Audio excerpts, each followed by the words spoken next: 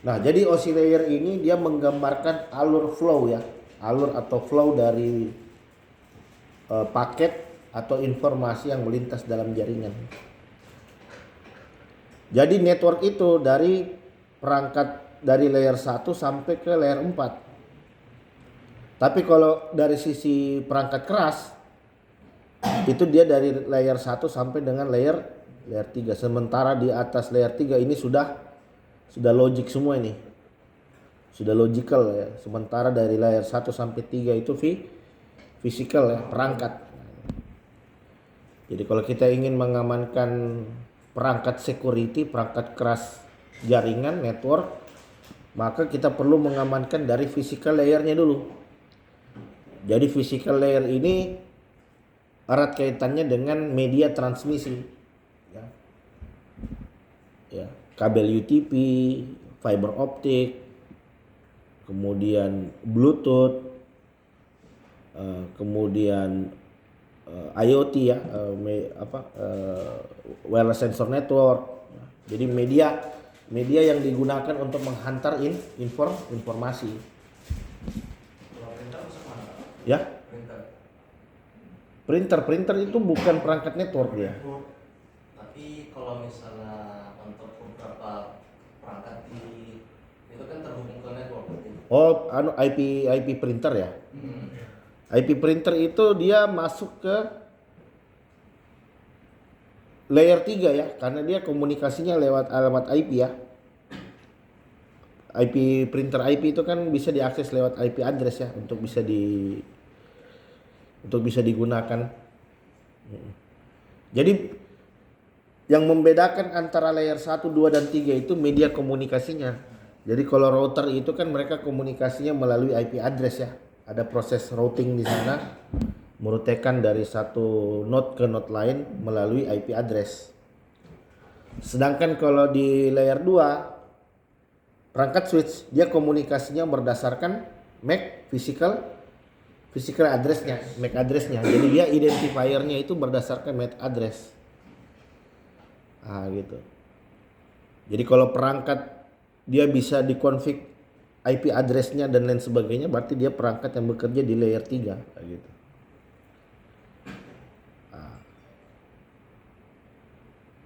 Jadi tentu saja kita perlu mekanisme terkait bagaimana melakukan pengamanan pada lalu lintas jaringan. Pertama tentu saja kita perlu memastikan bahwa data yang ditransmisikan melalui physical layer ini dia harus dalam kondisi yang terenkripsi ya. Jadi ada jenis serangan yang kita sebut dengan man in the middle attack ya. Jadi dia mencoba untuk melakukan sniffing, mengintercept informasi yang ada di dalam jaringan. Nah, kalau ternyata kebetulan informasi yang dipertukarkan di dalam jaringan ini tidak terenkrypt, maka seorang hacker aktor di sini selanjutnya bisa mengetahui isi informasi yang dipertukarkan. Ya. Dia bisa tahu misalkan kalau ternyata di sana ada kredensial ya dan lain sebagainya ya. Nah, kemudian naik di atasnya itu adalah perangkat switch ya. Jadi kalau kita coba lihat topologi network ya. Topologi network. Jadi di sini kita bisa melihat beberapa topologi. Jadi saya ini. Jadi biasa umumnya kalau komunikasi yang terjadi di dalam jaringan lokal itu dia menggunakan physical address ya, MAC address ya, MAC address. Sedangkan ketika dia keluar ke segmen network yang berbeda, biasa identifikasinya melalui IP address. Nah, gitu. Jadi kalau komunikasinya kita masih di dalam jaringan ini ya melalui perangkat switch itu dia mengidentifikasi berdasarkan MAC addressnya. Makanya di dalam switch itu, di dalam perangkat switch dia menyimpan informasi dari MAC address ya. Ada yang kita sebut dengan cam table ya, MAC table ya, MAC address table disimpan dalam bentuk tabel di dalam ruang memori yang ada di dalam perangkat switch ini. Nah, gitu. Sedangkan ketika kita keluar, maka di sini nanti kita akan menggunakan IP address sebagai identifiernya. Nah, karena router di sini nanti fungsinya akan meroutingkan, dia akan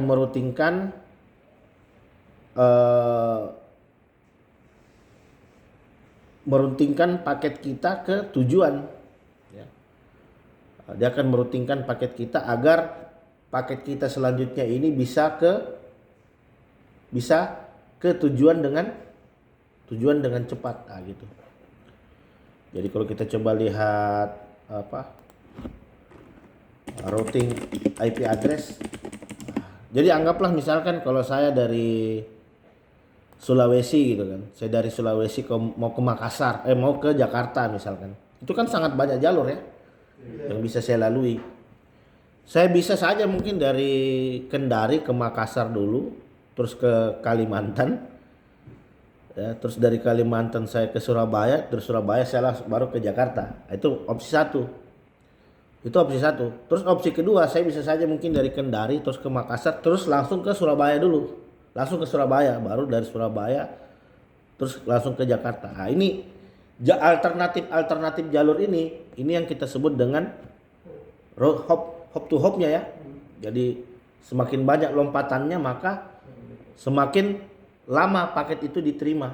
Gitu. Nah, jadi tugas router di sini dia meroutingkan mana jalur yang paling terdekat yang harus dilalui paket kita agar dia bisa tiba dengan cepat ke tujuan. Nah, itu fungsi daripada router. Jadi dia fungsinya adalah meroutingkan paket. Namun tentu saja dengan mempertimbangkan latensi, dengan mempertimbangkan kecepatan, dengan mempertimbangkan delay ya dan lain sebagainya gitu.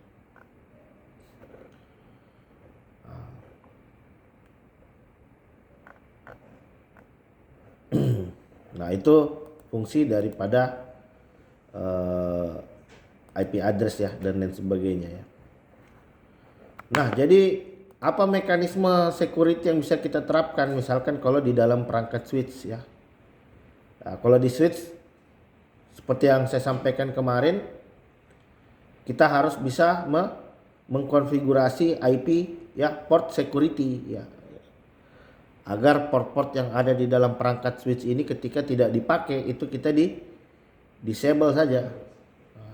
Jadi switch ini rentan dengan jenis serangan physical attack ya. Jadi ada attacker yang masuk ke dalam suatu gedung kemudian dia iseng colok kabel UTP-nya ke perangkat switch ini. Ketika konfigurasinya itu DHCP maka si attacker selanjutnya bisa langsung terhubung ke dalam jaringan. Atau ada juga jenis serangan untuk melakukan membelokkan traffic ya. Caranya dengan melakukan manipulasi terhadap MAC table yang ada di switch ya, yaitu dengan jenis serangan ARP poisoning ya. Jadi kita kacaukan switchnya sehingga dengan begitu si hacker selanjutnya dia bisa membelokkan traffic dari klien-klien yang terhubung ke dalam jaringan tersebut. Jadi sangat banyak skenario yang bisa terjadi di suatu network gitu ya.